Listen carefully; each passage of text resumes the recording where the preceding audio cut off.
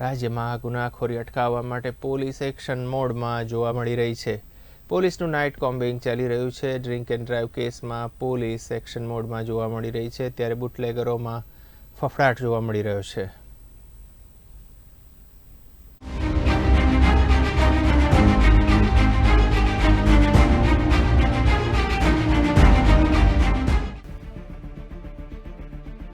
અમદાવાદમાં ફરજ બજાવતા 15 વહીવટદારોની અમદાવાદ બહાર અન્ય જિલ્લામાં બદલી કરી દીધી હતી, જેના કારણે અમદાવાદના અન્ય વહીવટદારોમાં ડરનો માહોલ જોવા મળી રહ્યો છે. સોમવારે અમદાવાદ શહેર પોલીસ કમિશનરે એક સાથે 14 પોલીસ ઇન્સ્પેક્ટરની બદલી કરી દેતા પોલીસ બેડામાં ભારે સન્નાટો વ્યાપી ગયો છે. લાંબા સમયથી અમદાવાદમાં પીઆઈની બદલીની રાહ જોવાતી હતી. જો કે પોલીસ કમિશનરે આંતરિક બદલી કરતા અનેક તર્ક વિતર્ક સર્જાયા છે. પોલીસ કમિશનરે નિષ્ક્રિય અધિકારીઓને સાઇડ પોસ્ટિંગ કરી દીધું છે. રાજ્યમાં ગુનાખોરી અટકાવવા માટે પોલીસ એક્શન મોડમાં. ડ્રિંક એન્ડ ડ્રાઈવ કેસમાં પોલીસ સતત એક્શન મોડમાં. પોલીસની કાર્યવાહીથી બુટલેગરોમાં ફફડાટ. પોલીસ કમિશનરે એક સાથે 14 પીઆઈની બદલી કરી. પોલીસ કમિશનરે આંતરિક બદલી કરતા અનેક તર્ક વિતર્ક. મોટા પાયે થયેલા ફેરફારોને લઈ વહીવટદારો ચિંતામાં મુકાયા. પોલીસનો વહીવટ સંભાળતા કર્મીઓ લેવા માંગતા નથી કોઈ રિસ્ક. વહીવટદારોમાં ડરનો માહોલ છવાયો. નોકરી બચાવવા માટે નહીં ચાલવા દે દારૂના અડ્ડા. પોલીસે બુટલેગર્સની ચેઇન કરી ક્રેક. મોટા ગજાના બુટલેગર્સ રાજસ્થાનથી ઠેકેદારો પાસેથી દારૂનો જથ્થો મંગાવે છે. ઠેકેદાર પોતાના સાગરીતો મારફતે દારૂનો જથ્થો કેન રીતે મોકલાવે છે. ત્યારે અમદાવાદના કેટલાક બુટલેગર્સ સ્પેશિયલ દારૂ લેવા માટે જાય છે.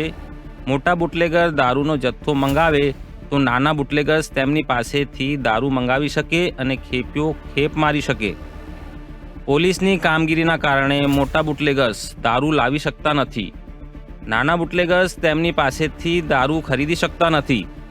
પોલીસે બુટલેગર્સની ચેઇન ક્રેક કરી છે, જેના કારણે બુટલેગર્સને રોવાના દિવસો આવી ગયા છે.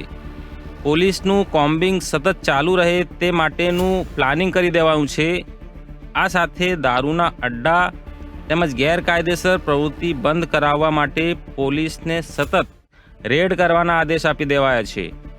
શહેરમાં કોઈપણ જગ્યાએ દારૂના અડ્ડા ધમધમતા હોય તે ચલાવી નહીં લેવામાં આવે. પોલીસ કોમ્બિંગ પણ કરી શકે અને સતત રેડ પણ કરી શકે તે માટેનું પ્લાનિંગ કરાયું છે.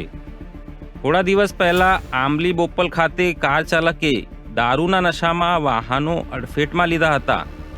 ત્યારબાદ એસજી હાઈવે પર સાયકલિંગ કરવા નીકળેલા તબીબને કાર ચાલકે ઉડાવ્યા હતા. આ ઘટનામાં યુવકે દારૂ પીધો હોવાનો ઘટસ્ફોટ થયો હતો. નરોડા દહેગામ હાઈવે પર દારૂના નશામાં ગોપાલ પટેલે કરેલા અકસ્માત બાદ પોલીસ વધુ એક્ટિવ થઈ છે અને ઠેર ઠેર દારૂના અડ્ડા બંધ કરાવી દીધા છે. આ સિવાય વહીવટદારોએ પણ બુટલેગર્સ પાસેથી ભરણ લેવાનો ઇનકાર કરી દીધો છે. પોલીસ હવે દારૂ જુગારના અડ્ડા પર સતત ત્રાટકીને કાર્યવાહી કરશે. નહેરુનગરમાં વેપારીની હત્યા અને કાગડાપીઠમાં યુવકની હત્યા બાદ પોલીસની કામગીરી પર અનેક સવાલ થયા હતા. વધી રહેલી ગુનાખોરીના કારણે લોકોમાં ડરનો માહોલ જોવા મળ્યો હતો. અમદાવાદીઓ પોતાની જાતને સુરક્ષિત મહેસૂસ કરે તે માટે પોલીસ દ્વારા સ્પેશિયલ કોમ્બિંગ હાથ ધરવામાં આવ્યું હતું. કોમ્બિંગ દરમિયાન પોલીસે હજારો વાહન ડિટેન કર્યા હતા. આ સાથે દારૂની બોટલો લઈ જતા ખેપિયા નબીરા પણ ઝડપાયા હતા. જ્યારે સંખ્યાબંધ હથિયાર સાથે પોલીસે ટપોરીઓને ઝડપી લીધા હતા. પોલીસની આ કામગીરીના કારણે બુટલેગર્સને રોવાના દિવસો આવી ગયા છે. ઠેર ઠેર કોમ્બિંગ અને ચેકિંગના કારણે બુટલેગર્સ દારૂ બીજા રાજ્યમાંથી લાવતા પહેલાં 10 વખત વિચાર કરી રહ્યા છે. ડરના માહોલમાં દારૂનો ધંધો કરતા બુટલેગર્સને હવે સંપૂર્ણ ધંધો બંધ કરી દેવાની સૂચના આપી દેવાઈ છે. પોલીસ સ્ટેશનમાં પીઆઈના વહીવટદારોએ બુટલેગર્સને દારૂનો ધંધો તાબડતોબ બંધ કરવા આદેશ આપી દીધા છે. અને કોઈ પણ ભરણ લેવાનો પણ ઇનકાર કરી દીધો છે. જ્યાં પણ દારૂનો ધંધો કોઈ એજન્સી ઝડપી પાડશે તો તરત સ્થાનિક પોલીસ સ્ટેશનના પીઆઈને સસ્પેન્ડ થવાનો વારો આવશે. ત્યારે પીઆઈએ પોતાની નોકરી બચાવી રાખવા માટે દારૂના ધંધા બંધ કરાવવાના આદેશ કરી દીધા છે.